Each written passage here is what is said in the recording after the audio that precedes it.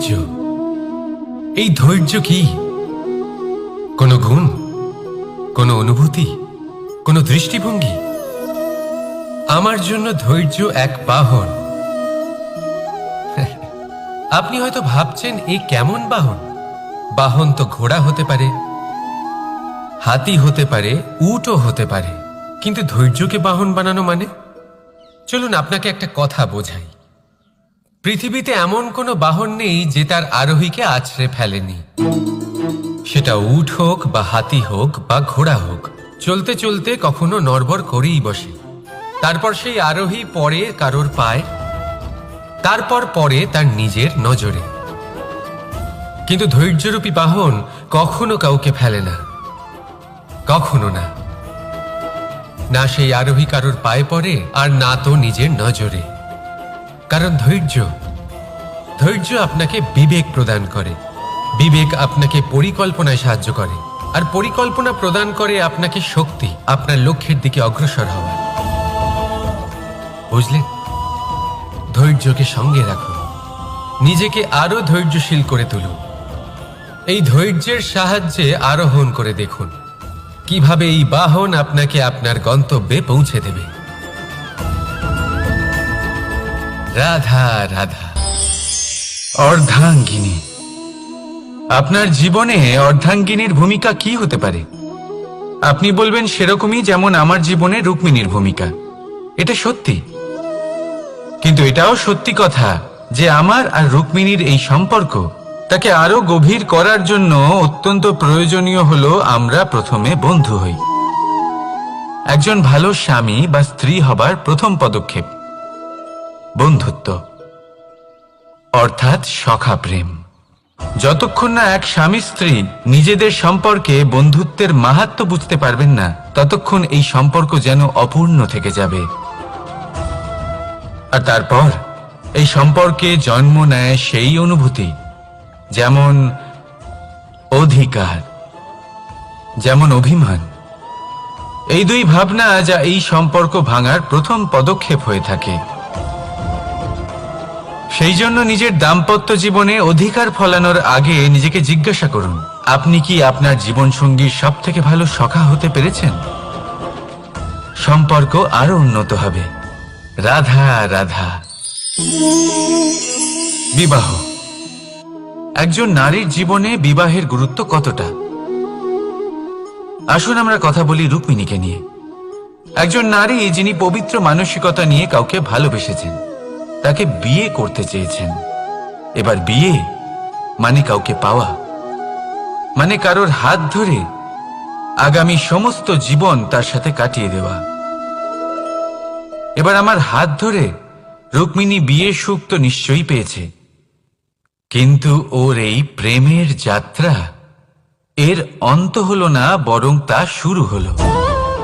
এবার রুক্মিণীর জীবনে সেই অধ্যায় শুরু হয়ে গেছে যেখানে ওকে সেই মানুষকে বুঝতে হবে যার হাত ধরে সমস্ত জীবন অতিবাহিত করার সিদ্ধান্ত নিয়েছে সে। এবার এরকম একটা সময় প্রত্যেকের জীবনে এসে থাকে। প্রত্যেকের মানে আপনারও। আপনার জীবনেও এমন এক সময় আসবে, তার জন্য তৈরি থাকুন।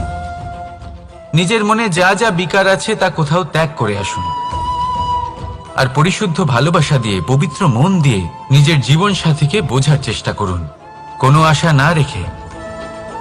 যদি এরকম করতে পারেন তবেই কঠিন পরীক্ষায় উত্তীর্ণ হবেন, নয়তো নয়। রাধা রাধা। অনেকে আমাকে অনেকবার জিজ্ঞেস করেছেন যে কানাই, রুক্মিণী হলো তোমার অর্ধাঙ্গিনী, তাহলে কেন ওর এই যাত্রা এত কঠিন হলো? কেন তোমার এই অগাধ অখণ্ড ভালোবাসা পাওয়ার জন্য ওকে এত কঠিন পরীক্ষার সম্মুখীন হতে হলো? আসুন আমি আপনাকে একটা কথা বোঝাই। অগাধ অখণ্ড ভালোবাসার এই পথ, তা তো কঠিনই হবে। এবার এরকমই এক যাত্রা করতে হয়েছে রুক্মিণীকে, পরিশুদ্ধ ভালোবাসা বুঝতে পারার যাত্রা। এমন ভালোবাসা যা কিনা ক্রোধ, ভয়, মোহ, অধিকার, অহংকার, হিংসা এই সমস্ত বিকারের ঊর্ধ্বে। এবার এই যাত্রায় ওকে সাহায্য করবে রাধা। আর শুধু তাই নয়, আমি আপনাকে বলি, সংসারের প্রত্যেক নারী এই যাত্রা করে থাকেন। এবার যে নারী এই যাত্রার শেষ পর্যন্ত পৌঁছতে পারেন, তিনি এক উচ্চ স্তরে পৌঁছে যেতে পারেন, যেখানে তাকে বলা হয় অর্ধাঙ্গিনী। রাধা রাধা। সমস্যা। এবারে বলুন, সমস্যা কার জীবনে নেই?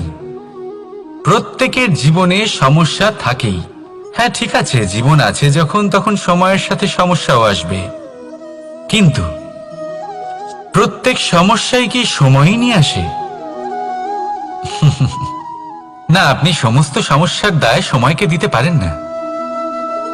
বেশিরভাগ সমস্যা তো এমন হয়ে থাকে যাদের আমরা নিজেরাই ডেকে আনি। হে সমস্যা, এসো, আমি তোমার জন্য অপেক্ষা করছি। কিভাবে? এবার এটা নির্ভর করছে আপনার হ্যাঁ বা না এর ওপরে। বেশিরভাগ সমস্যাই এই জন্য আসে যেহেতু আমরা বারবার হ্যাঁ বলতে থাকি, আর বেশিরভাগ সমস্যা এই জন্যই আসে যেহেতু আমরা সঠিক সময় না বলতে পারি না। সেই জন্য না ভেবে চিন্তে কোনো কথা বা কোনো প্রস্তাবে সমর্থন করলে তা আপনাকে খুব বড় বিপদে ফেলে দিতে পারে। সেইখানেই কখনো না না বলতে পারা তা আপনাকে তার থেকেও বড় বিপদে ফেলে দিতে পারে। তাই মনে রাখবেন, এই অত্যন্ত জরুরি শিক্ষা। সব সময় খুব ভেবে চিন্তেই হ্যাঁ বলবেন আর দৃঢ়তার সাথে না বলবেন। আর বিশ্বাস করুন, আপনার জীবন অত্যন্ত সুখময় হয়ে যাবে। তাহলে আসুন আমার সাথে ভালোবেসে বলুন, রাধা রাধা। সাফল্য। সাফল্য এই পৃথিবীতে কে না পেতে চান? প্রত্যেক মানুষ চান যেন সাফল্য নিজে এসে তার কাছে ধরা দেয়। এবার সাফল্য তাদের কাছে এসে ধরা দেয় যারা নিজের পা ধরাতলে রেখে চলেন, যারা স্বপ্নের জগতে বিচরণ না করে বাস্তবের মাটিতে পা রেখে চলেন এবং তাও দৃঢ়তার সাথে। সাফল্য তারা পান না যারা বাড়িতে বসে বসে শুধু স্বপ্ন দেখেন। সাফল্য নিজে থেকে তাদের কাছেই আসে যারা নিরন্তর চেষ্টা করেন, যারা পরিশ্রম করেন আর নিজের এই জীবনকে অন্যের কাছে সফল করে দেখান।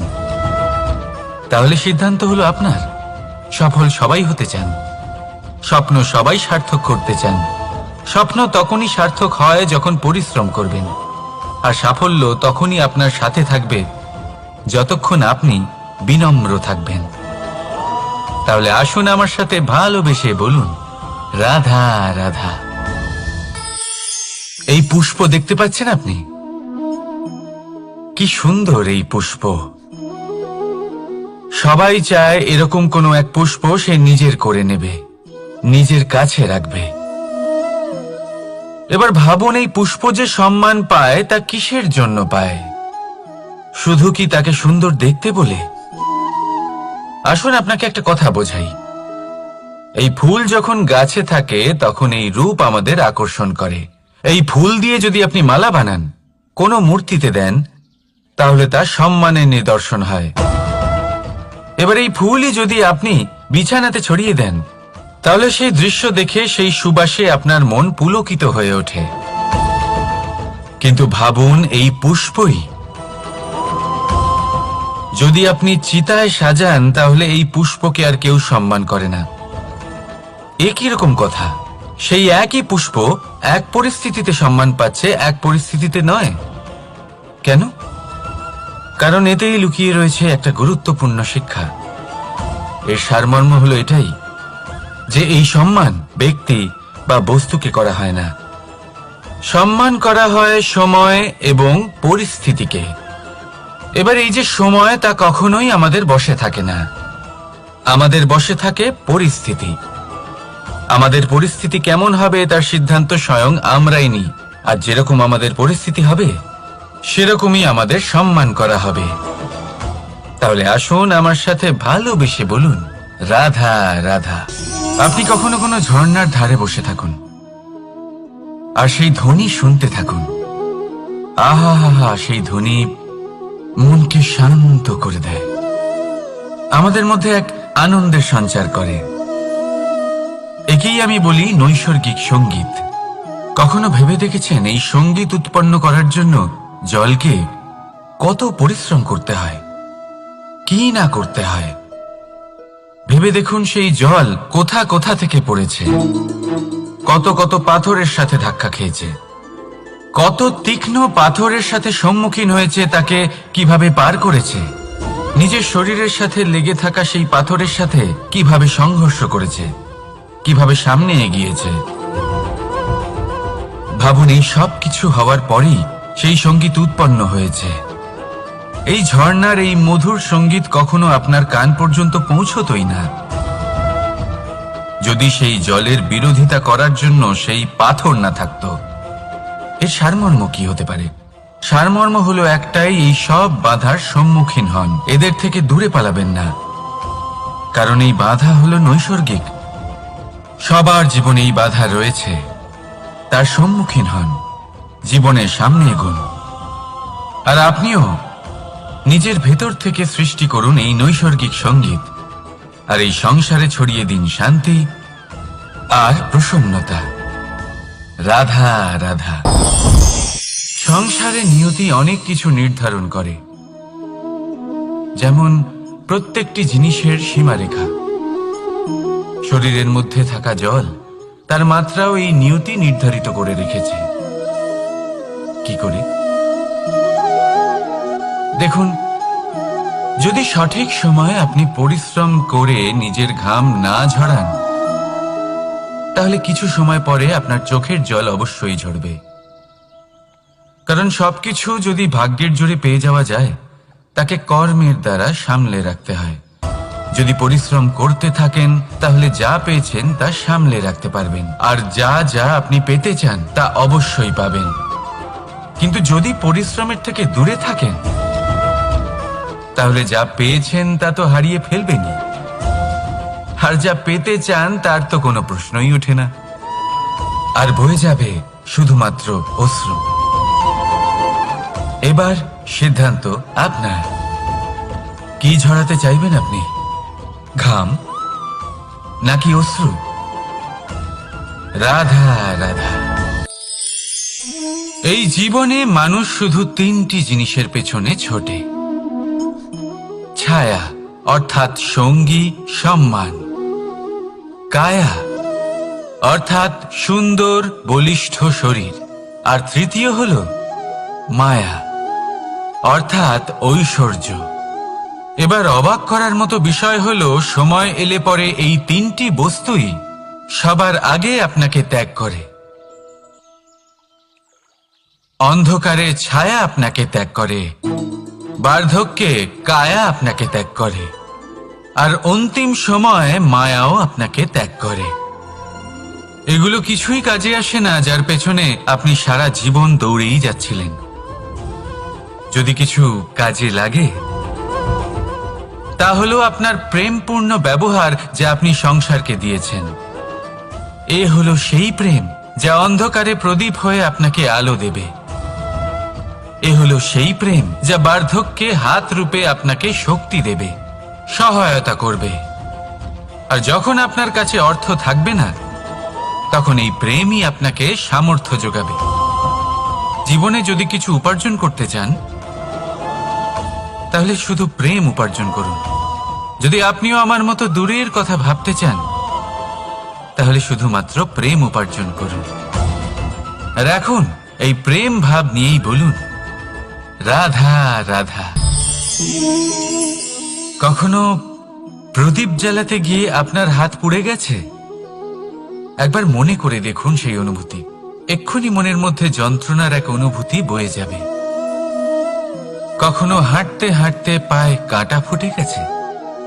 মনে করুন, এক্ষুনি মনের মধ্যে যন্ত্রণার এক অনুভূতি বয়ে যাবে। এরকম কেন হয়ে থাকে? কষ্ট তো শুধু তখন হয়েছিল, কিন্তু যদি আজ মনে করেন, তাহলে সেই যন্ত্রণা আপনার মনে মাথায় থেকেই যায়। এরকম কেন হয়ে থাকে যে জীবনে যখনই আমরা যন্ত্রণার অনুভব করি, তারপর আমরা সেই যন্ত্রণা নিজের সাথে বহন করে নিয়ে চলি। কারণ হলো একটাই, চিন্তা। কোনো যন্ত্রণাই এতটা কষ্ট আমাদের দেয় না যতটা কষ্ট এই চিন্তা দেয়। তাহলে এই চিন্তা ত্যাগ করুন আর ভাবুন যে কিভাবে নিজেকে সব সময় আনন্দে রাখা যায়।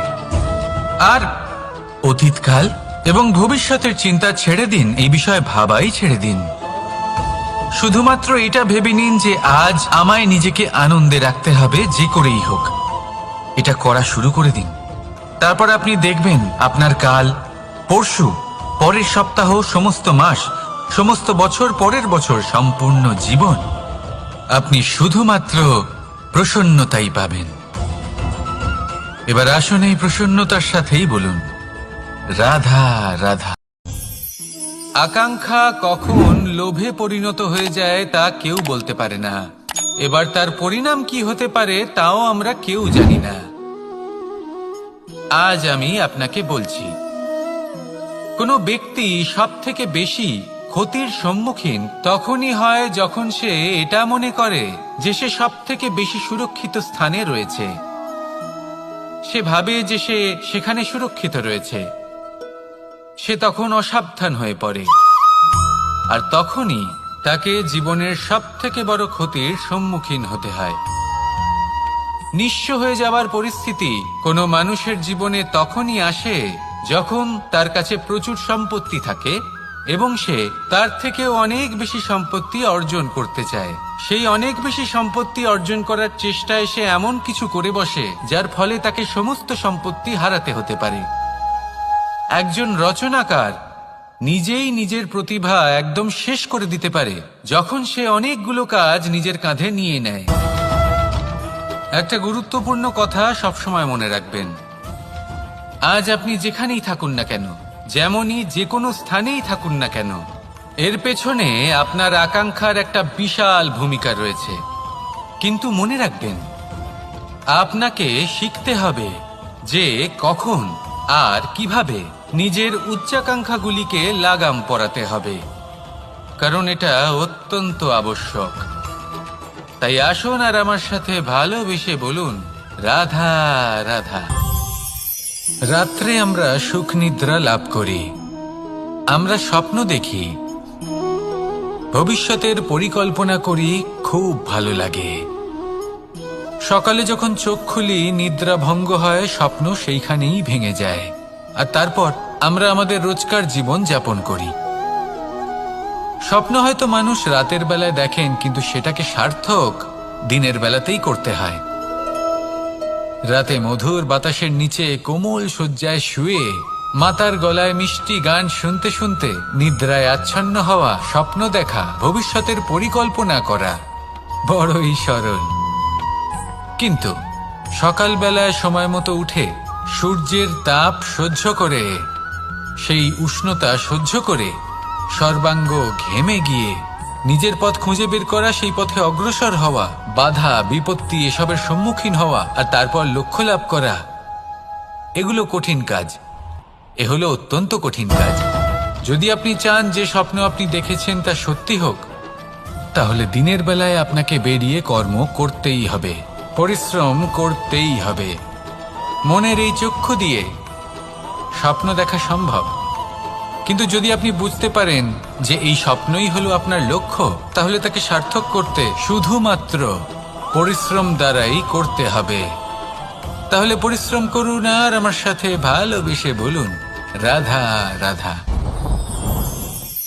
মানুষের জীবনে তিনটি গুণ অত্যন্ত প্রয়োজনীয়: শ্রদ্ধা, বিনম্রতা, যোগ্যতা।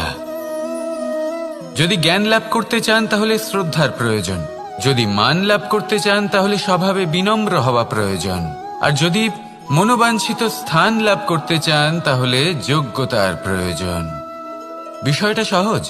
শ্রদ্ধা আপনাকে জ্ঞান দেবে, নম্রতা আপনাকে মান, আর যোগ্যতা উচিত স্থান দেবে। কিন্তু যদি আপনি এই তিনটি গুণ সম্মিলিত করেন তাহলে এমন কিছু লাভ করবেন যা এই সব কিছুর থেকে অনেক ঊর্ধ্বে। সম্মান, আর এ হলো সেই সম্মান যা প্রত্যেক মানুষের নিজের জীবনে লাভ করতে চেষ্টা করা উচিত।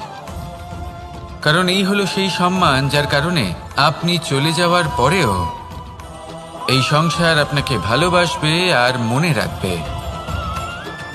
আসুন আমার সাথে ভালোবেসে বলুন, রাধা রাধা। অনেক সময় আমরা জীবনে অনেক মানুষকে এমন বলতে শুনে থাকি যে আমি অসফল হয়েছি কারণ আমার সময় ভালো যাচ্ছিল না। আমি এই জিনিসটা লাভ করতে চাইছিলাম কিন্তু করতে পারলাম না কারণ আমার সময়টা ভালো যাচ্ছিল না। আমি আমার জীবনে ওই মহান কাজটা করতে চাইছিলাম কিন্তু করতে পারলাম না। কেন? কারণ আমার সময়টা ভালো যাচ্ছিল না। কিন্তু যে মুহূর্তে ভালো সময় আমার জীবনে আসবে আমি সব কিছু প্রাপ্ত করব। এমন প্রায় প্রত্যেকেই বলেন। আসুন একটা কথা বোঝা যাক। একজন মালিকে দেখুন, সে প্রত্যেক দিন গাছের সেবা করে, তাকে জল দেয়, তার যত্ন আত্তি করে। কেন? প্রত্যেক দিন সেই গাছ ফল দেয় না। সঠিক সময় এলে তবেই সেই গাছ ফল দেয়, কিন্তু প্রত্যেক দিন মালি তার সেবা করে, তাকে যত্ন করে।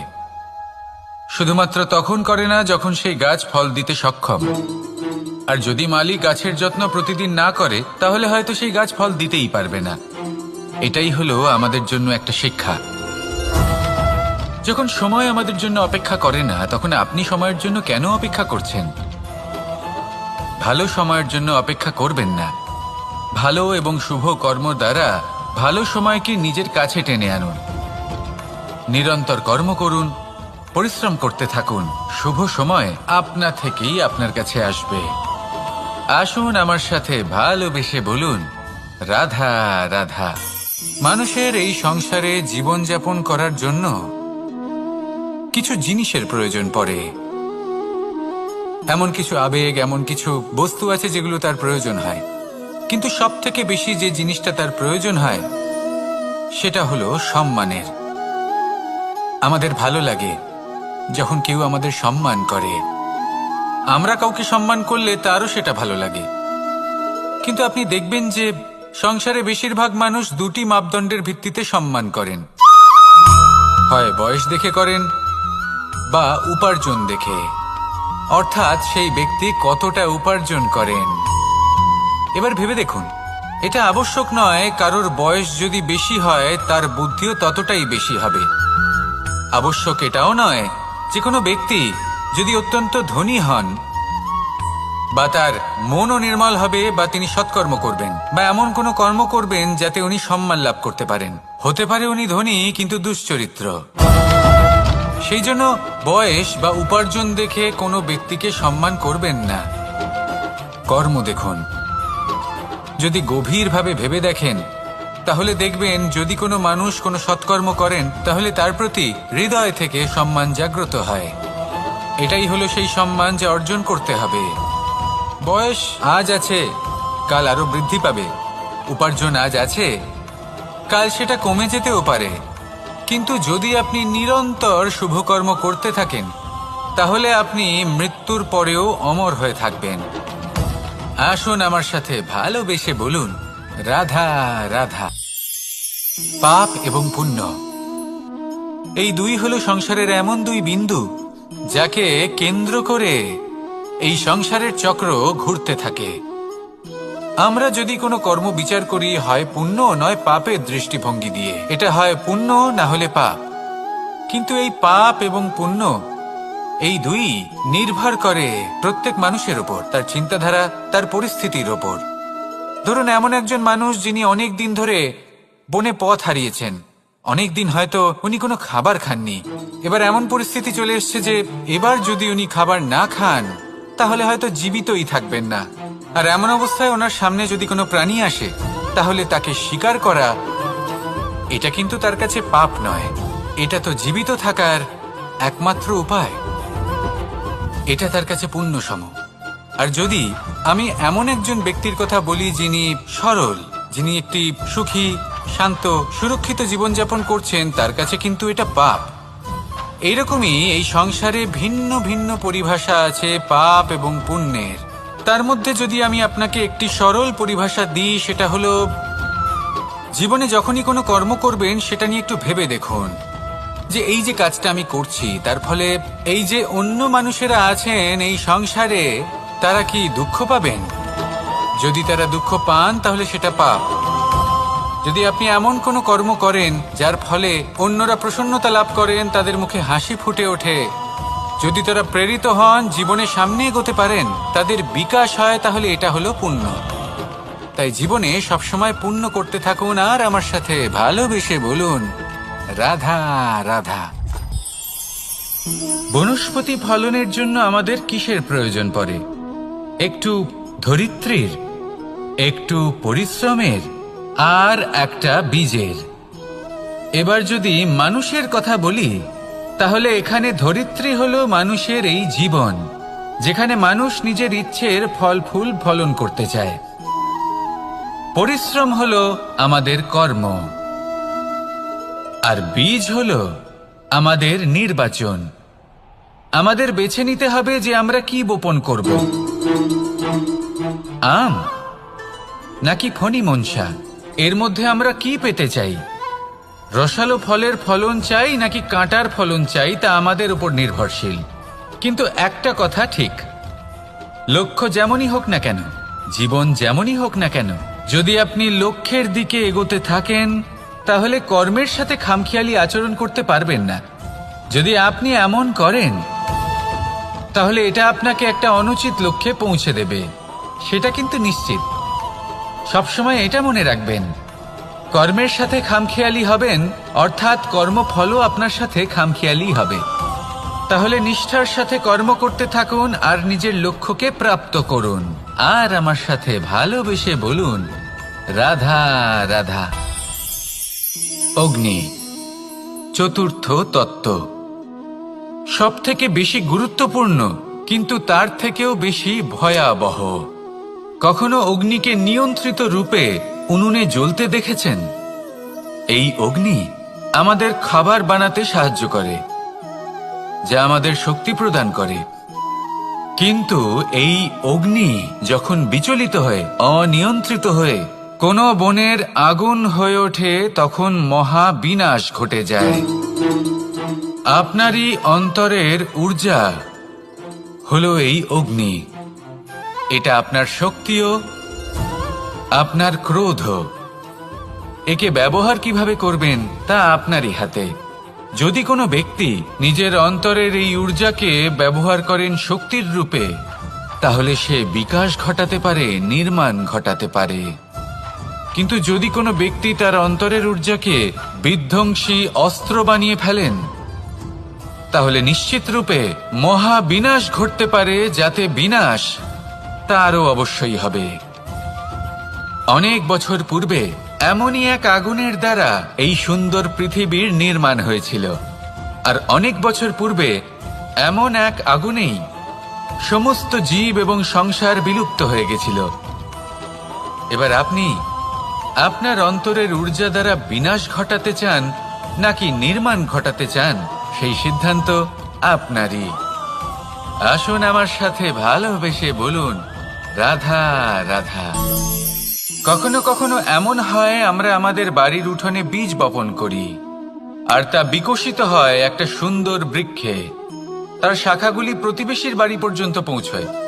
ফলের বর্ষণ প্রতিবেশীর বাড়িতেও হয়ে থাকে, আর আমরা ভাবি গাছ আমরা উৎপন্ন করব আর ফল খাবেন আপনারা। এই কেমন কথা হলো? আপনাকে এই কথা বুঝতে হবে যে এসব হলো ভৌতিক বস্তু, সাংসারিক বস্তু। কখনো নিজের বাড়ির বাগানে ভালোবাসার গাছ বপন করে দেখুন, তার শাখাও প্রতিবেশীর বাড়ি পর্যন্ত পৌঁছবে, ফলের বর্ষণ সেখানেও হবে। কিন্তু সেই ফল চাইতে আপনাকে যেতে হবে না, সেই ফল দ্বিগুণ মাত্রায় আবার আপনার কাছেই ফিরে আসবে। তাই নিজের বাড়িতে আর নিজের মনে ভালোবাসার গাছ উৎপন্ন করুন। এই জীবন প্রসন্ন হয়ে বলবে, রাধা রাধা। কখনো ভেবে দেখেছেন আমরা জিহ্বার সাথে সাথে কান কেন পেয়েছি? এবার আপনি বলবেন, এ তো সহজ কথা, যাতে আমরা কথা বলার সাথে সাথে শুনতেও শিখি। এবারের আরো একটা গুরুত্ব আছে। আগে আমাকে বলুন, নিজের প্রশংসা শুনতে কার না ভালো লাগে? সবারই ভালো লাগে। এটাই হলো মূল কথা। যদি এই কান দিয়ে আপনি নিজের প্রশংসা শুনতে চান, তাহলে সর্বপ্রথম এই জিহ্বা দিয়ে অন্যের প্রশংসা করতে শিখুন।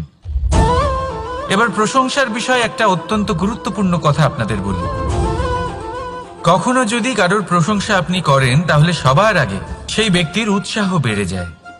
আর তারপর নিজে যদি ভেবে দেখেন, তাহলে নিজের মনেও সন্তুষ্টি আর প্রশান্তি চলে আসে। আর একবার যদি এই মন প্রশান্তিতে ভরে যায়, তারপরে কেউ প্রশংসা করুক বা না করুক, কিচ্ছু যায় আসে না।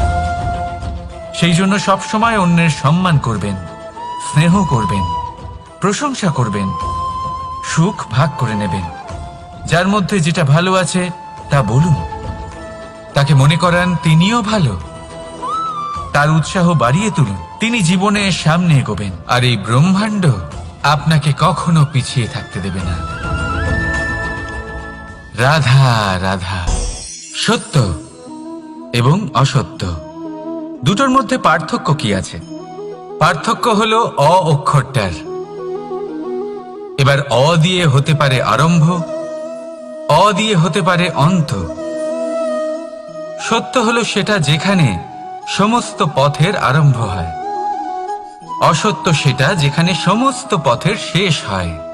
এবার এরা চলতে হয়তো পারে না, কিন্তু তাও ছাপ রেখেই যায়। সত্য সেই ছাপ রেখে যায় যা একটা উজ্জ্বল উৎকৃষ্ট উদাহরণ হতে পারে, আর অসত্য সেই উদাহরণ তৈরি করে যা একটা কলঙ্কিত ইতিহাস তৈরি করে। এখন আপনি আগামী সময়ের জন্য কেমন ছাপ রেখে যাবেন, এই সিদ্ধান্ত পুরোপুরি আপনার। রাধা রাধা। চলুন একটা প্রশ্ন করি। কোন মানুষকে জিজ্ঞাসা করবেন যে সে মূর্খ, অলস, বিবেকহীন, অসফল, এইসব বিশেষণ দিয়ে নিজেকে পরিচিত করতে চাইবে? না। কাউকে জিজ্ঞাসা করুন, আপনি কি মূর্খ? না। আপনি কি অসফল হয়েছেন? না। আপনি কি বিবেকহীন? না। এবার বলুন, আপনি জীবনে মূর্খ ও বিবেকহীন হবার জন্য কোনো ভালো পরিকল্পনা বানিয়েছেন? উত্তর পাবেন না। কারণ কোনো পরিকল্পনা বানানো হয় না যাতে আপনি মূর্খ বা অসফল হন। মানুষ মূর্খ বা অসফল তখন হন যখন কোনো পরিকল্পনাই থাকে না। দেখুন, একটাই ছোট জীবন, তাকে স্থির করুন যাতে অনেক বেশি সংখ্যক মানুষকে আপনি জুড়ে রাখতে পারেন, অনেক বেশি শান্তি পেতে পারেন, অধিকতর সাফল্য লাভ করতে পারেন, বেশিরভাগ মানুষের পথপ্রদর্শক হয়ে তাদের মঙ্গল করতে পারেন। অসফল হয়ে বাড়িতে বসে থাকার চেয়ে ভালো হলো যে আপনি একটা পরিকল্পনা করে অসফল হন, কারণ তখন আপনার কাছে আরো একটা বিকল্প থাকবে, একটা নতুন পরিকল্পনা বানানোর, তাকে সার্থক করার। কারণ এমন কোনো পরিকল্পনা তো অবশ্যই থাকবে যা আপনাকে আপনার লক্ষ্যে পৌঁছে দেবে, তাই তো? রাধা রাধা। সূর্য কারোর জন্য হলেন শক্তিদাতা ঈশ্বর, আবার কোনো প্যাঁচার জন্য হলো চোখ বন্ধ করে দেওয়ার মতো তীব্র আলো। নদী কারোর জন্য হলো তৃষ্ণা মেটানোর স্রোত, আবার কারোর জন্য বন্যারূপী বিনাশকারী আশঙ্কা। সাগর কারোর জন্য হলো নোনা জলের ভান্ডার, আবার কারোর জন্য অগন্তি প্রাণী জগতের সম্ভার। প্রশ্ন হলো, প্রত্যেক ব্যক্তির জন্য প্রত্যেক অনুভূতি বা বস্তুর সারমর্ম আলাদা কেন হয়ে থাকে? যা কারোর জন্য হলো বিষ, তা অন্য কারোর জন্য অমৃত কেন? যা কারোর জন্য অমৃত, তা অন্যের জন্য বিষ কেন? উত্তর বড়ই সোজা। আমরা বস্তু বা অনুভূতিগুলিকে সেভাবে দেখি না যেরকম তা হয়ে থাকে। আমরা বস্তু বা অনুভূতিকে সেভাবে দেখি যেরকম আমরা হয়ে থাকি। এবার এর উপায় কি হতে পারে? নিজেকে পরিশুদ্ধ করুন, সব কিছুই শুদ্ধ হবে। রাধা রাধা। প্রেম ঘৃণা। এই দুই হলো একই শব্দ। কিভাবে? দেখুন না, দুটোতেই আড়াই অক্ষর রয়েছে। দুটোই হলো সেই অনুভূতি যা আমাদের মনের সাথে জড়িত। আর এই দুই অনুভূতির সাথেই জড়িত মানুষ আমাদের জন্য গুরুত্বপূর্ণ।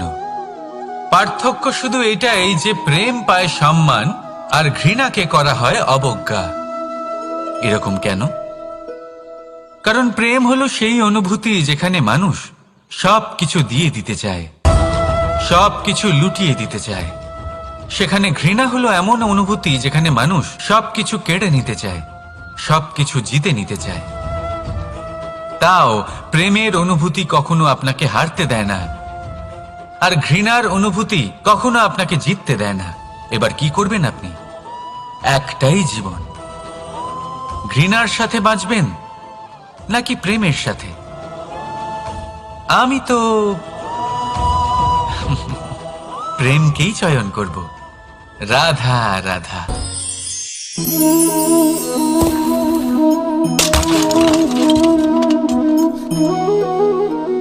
এ কি হলো? আমি আঘাত পেতেই এটা হাত থেকে পড়ে গেল কেন? ভেঙে গেল কেন? এবার আপনি বলবেন এরকমই তো হয়ে থাকে এই জীবনে, এই সংসারে। আঘাত লাগার পরে আমাদের হাতে যা থাকে তা পড়ে যায়, যা তৈরি হয় তা ভেঙেও যায়। কিন্তু এটা কি সত্যি? আপনাকে একটা কথা বলে রাখি, আঘাত পেয়ে পড়ে যাবার পরে সংসারের যে কোনো বস্তুই হাত থেকে পড়ে যাক না কেন, সাফল্য অবশ্যই আসে। যতই খারাপভাবে আপনি পড়ে যান, আপনি আঘাত পান, ভবিষ্যৎ অবশ্যই ভালো হবে। কারণ এই আঘাত, অসফলতা, এই অসুবিধা, এগুলো আমাদের এমনভাবে পরিশুদ্ধ করে যেমন আগুন সোনাকে করে থাকে। সেই জন্য জীবনে শুধু সামনে এগোতে থাকুন, দৃঢ়তার সাথে এগোতে থাকুন, আর কখনো আঘাত পেয়ে পড়ে যেতে ভয় পাবেন না। কারণ এটা আসন্ন সাফল্যের সংকেত।